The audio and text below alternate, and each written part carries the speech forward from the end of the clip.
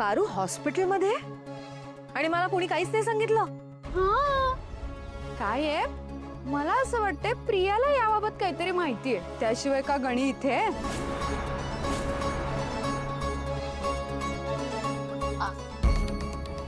आई प्रिया, तुला माहिती होतं पारू हॉस्पिटलमध्ये आहे ते?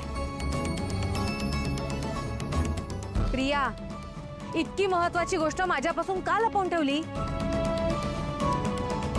आई ऍक्च्युली तुमचा पारूवर किती जीव आहे माहिती आहे आम्हाला, त्यामुळे परिस्थिती कंट्रोलमध्ये येईपर्यंत तुम्हाला त्रास होऊ नये म्हणून तुम्हाला नाही सांगण्याचा निर्णय घेतला.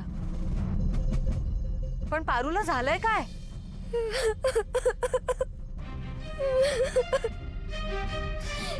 हे सगळं त्या पूजेमुळे झाले.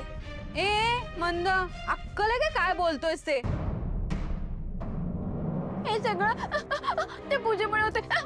काय, शांत बस. बावळट. दामिनी, थांब जर. ओके. गणी, हे बघ, घाबरू नको.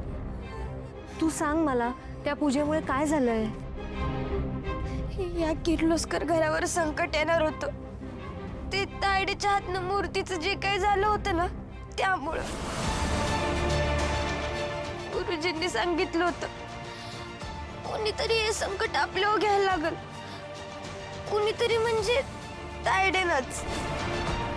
तायडे गुरुजींना म्हणाली होती की माझा जीव गेला तरी चालेल, पण या किर्लोस्कर घरावर संकट येऊन देऊ नका. म्हणून तायडे पूजेसाठी तयार झाली. पूजेनंतर तायडे मरणार होती हे तिला माहिती होतं,